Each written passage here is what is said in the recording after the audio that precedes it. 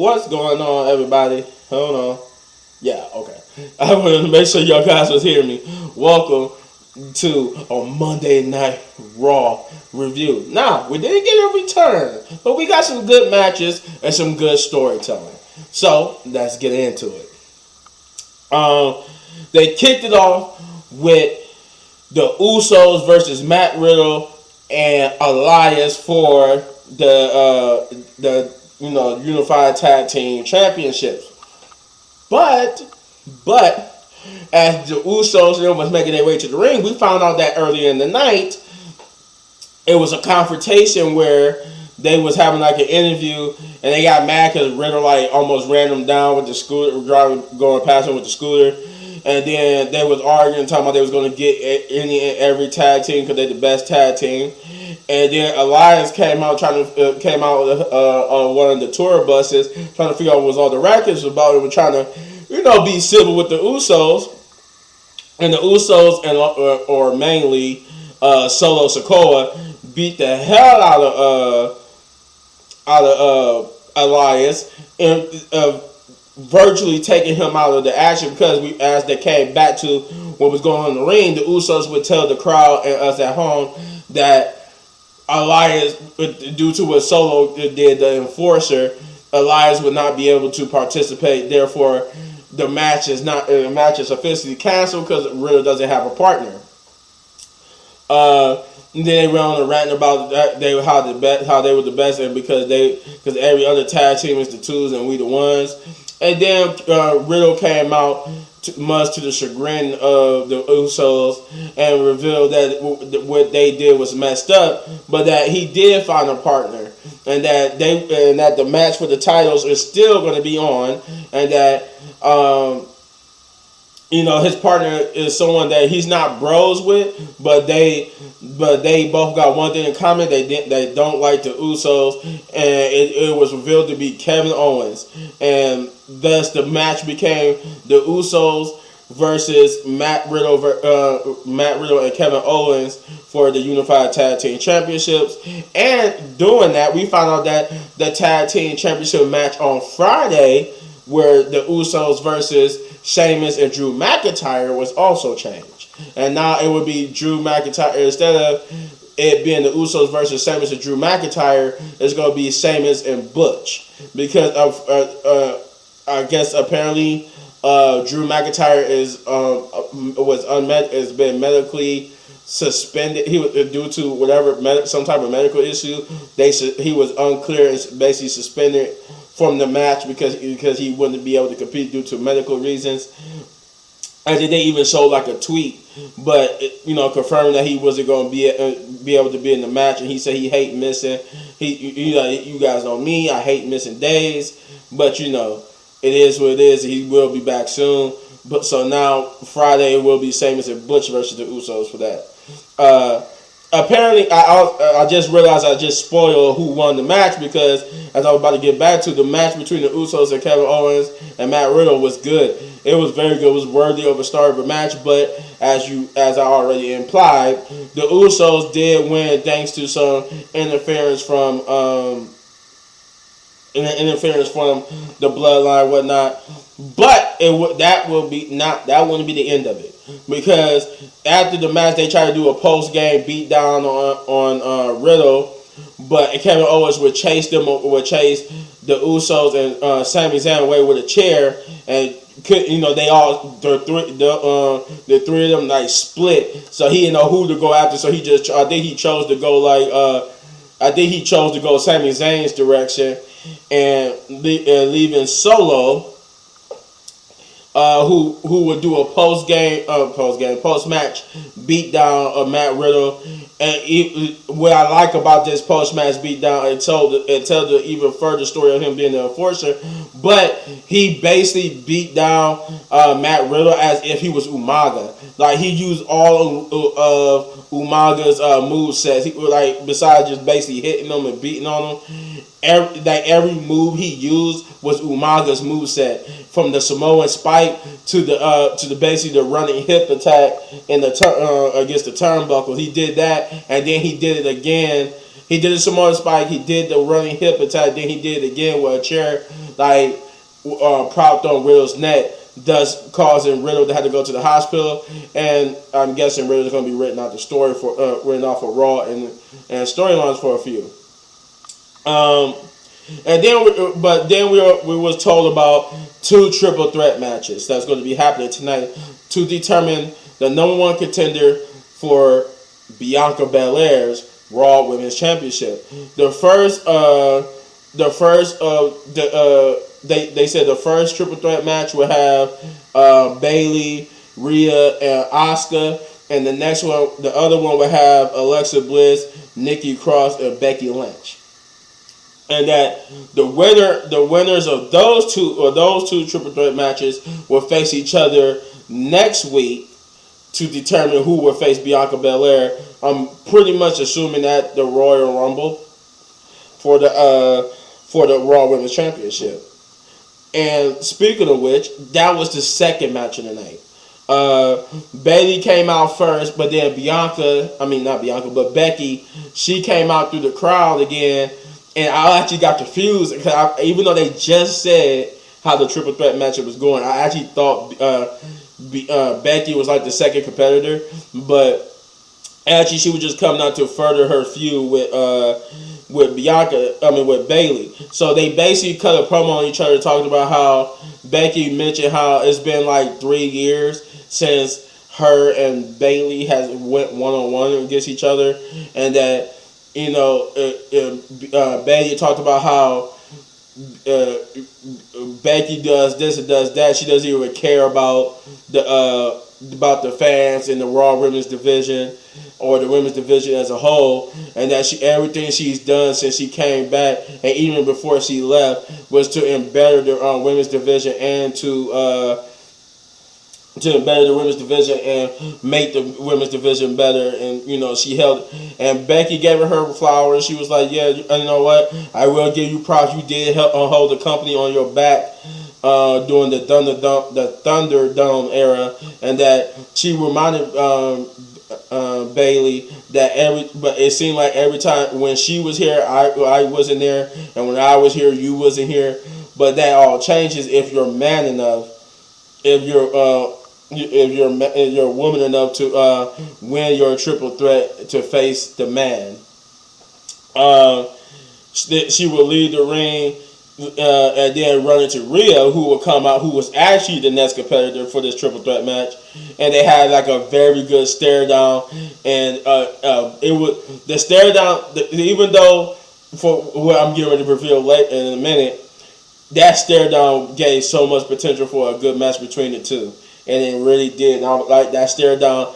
It was just a stare. I love the fact that they used their faces. And even though you couldn't hear, you couldn't hear what they were saying. I think because Rhea's music was playing, but they used their face and you could just read their lips. You could tell it was intense, and that Rhea really didn't like Becky. And then Asuka followed suit, and thus we got the first of the triple threat matches underway.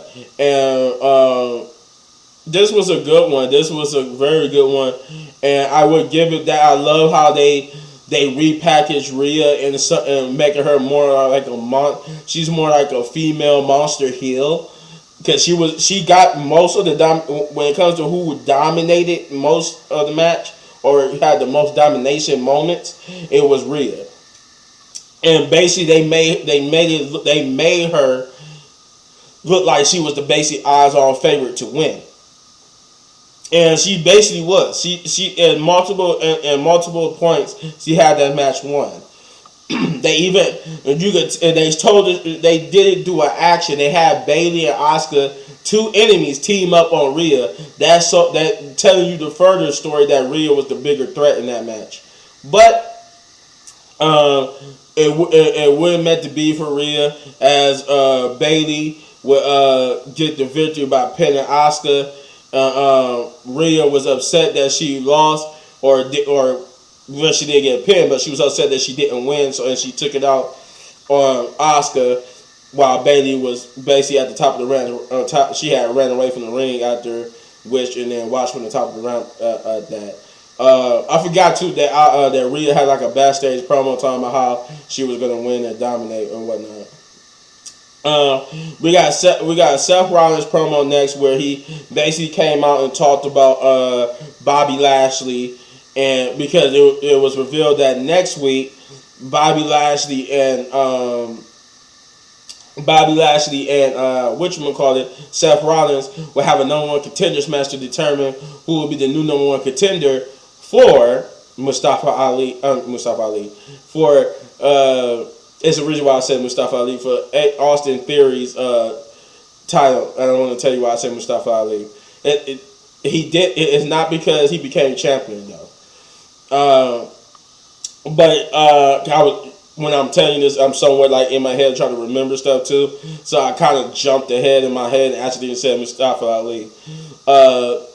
But yeah, Seth Rollins basically came out and talked about his potential getting back to being the number one contender for the United States Championship and how the fans was praising his song. And then he started singing a song, and then he started saying how he was going to talk about Bobby Lashley, but Bobby Lashley aren't out here, so he got the fans to start singing his song again. But Bobby Lashley came out, and thus Bobby Lashley told him to go ahead and say he wanted to say to his face, but he warned him to be careful of what he say.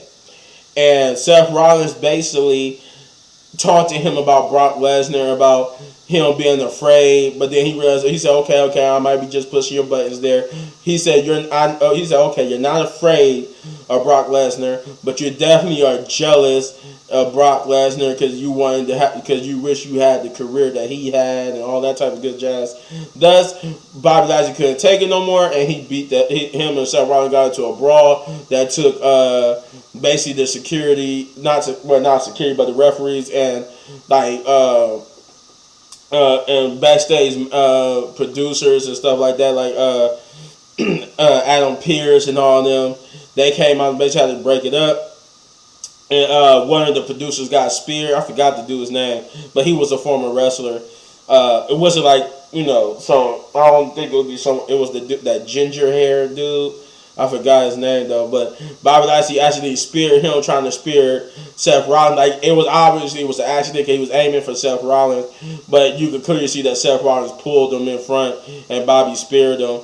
And they even talked about it later on how Adam Pearce came up to basically warn him that he knows that Bobby Lashley spearing that producer dude was an accident, but he warned him that it can't happen again. That he was instructed to tell him that even though they letting him slide and that it would be no repercussions, he said it can't happen again because next time, accident or not, they're gonna have to punish him. And he told him, fine, just don't. He said next time, keep your cronies out my way. But the reason why I mentioned Mustafa Ali, because that part where Bobby Lashley getting warned happened a little bit later in the night. What happened immediately once the brawl was broken up was Austin Theory, who was being asked about what just happened, and he basically was saying that what he just saw was two people of the past who aren't relevant anymore, and he's the future and he's the now, and everything is basically about him. But Mustafa Ali, he would interrupt Austin Theory's rant and basically taunting him about the worst cash in ever and how everything was handed to him, and someone like him had to fight and claw for something, for the stuff like that, to have an opportunity at the United States Championship, and he will become United States champion. But Austin Theory was like, you know what? You always speak about opportunity and opportunity this, and nobody give you opportunity. So I'm gonna give you opportunity. Me and you tonight, and it was actually for the United States Championship. He said, me and you tonight for the United States Championship. And he said, when I beat you, I want to never hear the word opportunity come out your mouth again. And thus, after some promos, I can't remember what they were, that was the next match. We ended up getting Austin Theory versus Mustafa Ali. Now, the match was actually good, pretty good too. Like back and forth, Mustafa Ali had good offensive maneuvers, and so did Austin Theory. But the main story here was, as the tide was kind of in Mustafa's favor, I think Mustafa just had a move reversed on him, so he was down for a minute, and Austin Theory was like basically in control. But out of nowhere, Dolph Ziggler comes and attacks Austin Theory, causing a DQ. Basically, so the winner was Austin Theory via DQ, and that just caused him to get into an argument with Mustafa Ali, because Mustafa Ali was upset that his opportunity at the United States Championship was ruined because he didn't even lose. Someone interfered on his behalf, so in the middle of them arguing, Austin Theory would hit Dolph Ziggler, who basically smacked into Mustafa Ali, taking him out altogether, and he would beat up Dolph Ziggler to stand tall. We would get the next match, which is the OC versus Baron Corbin and the Alpha Academy. This came about because throughout the night there was a JBL poker invitational, and they kept showing how he was having these backstage poker games that was supposed to be bigger, just as big as the WrestleMania itself, and that it was a high stakes poker game where I think the buy-in to get the play was $50,000, and Dexter Lumis was a part of it. Though he didn't get invited. He just brought his way in because they saw that he had a lot of money. I think the Miz tried to get in, but he didn't have the money, so he tried to get him his Rolex, but it was a fake Rolex. But basically, Baron Corbin paying homage to the APA, try to do some underhanded, cheating stuff, and to win the poker game, but he got called out on it by the OC. I think the Luke Gallows of the OC was playing, and they basically Luke Gallows was into it with Chad Gable, and thus this match came about. This was a good match. It went back and forth. You know what? And Chad Gable is an excellent talent, man. Like any match he's in, he make it even better with his moveset. His impressive moves and his moveset, man, I can't deny it. He makes it good. What else I was going to say? But yeah, the match was good in itself.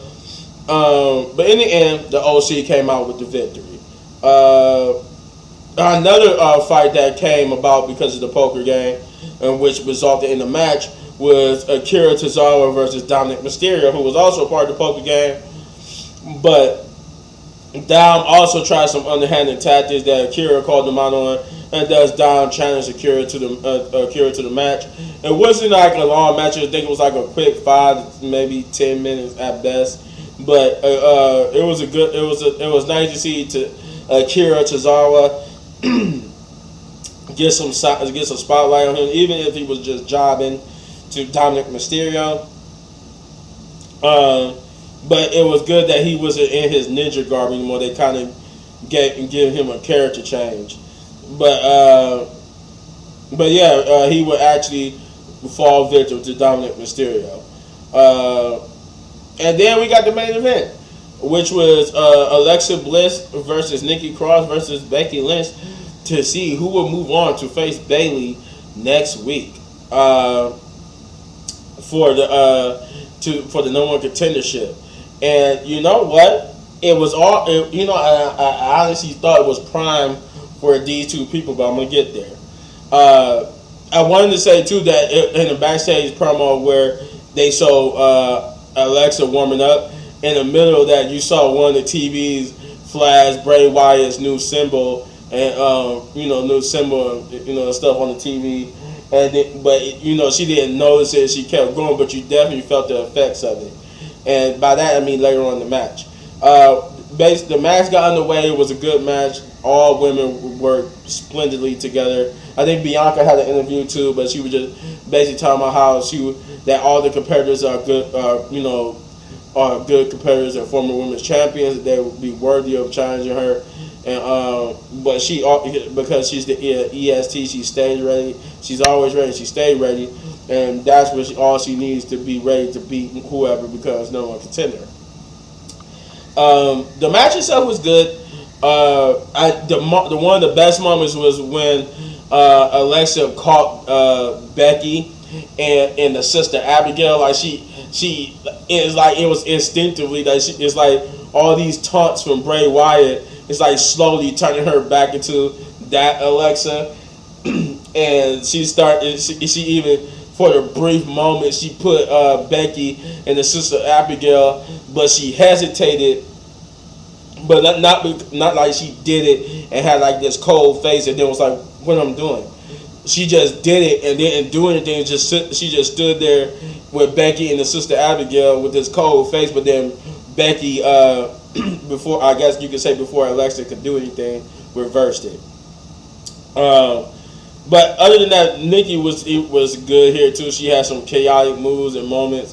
But in the end, just when you thought Becky was about to seal the deal and move on to face Bayley, Damage Control, Dakota Kai, and Io Sky basically came out and had a fight with Becky because it's a triple threat match. It means there's no disqualification, and thus it ended with at least for Becky's night, it ended with her getting double team powerbomb through the announcer table by Io and Dakota, and Alexa will use this moment to hit her finisher on Nikki and pin her to move on to face Bayley next week.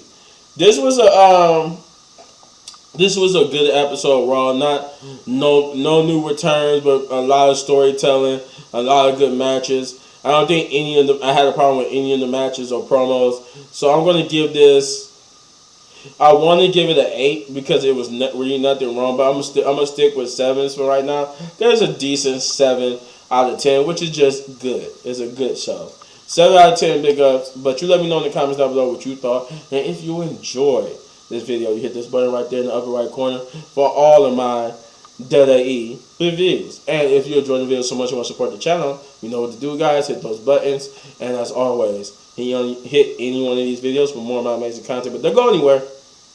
Got something else in store for you. Peace. Along with some reactions.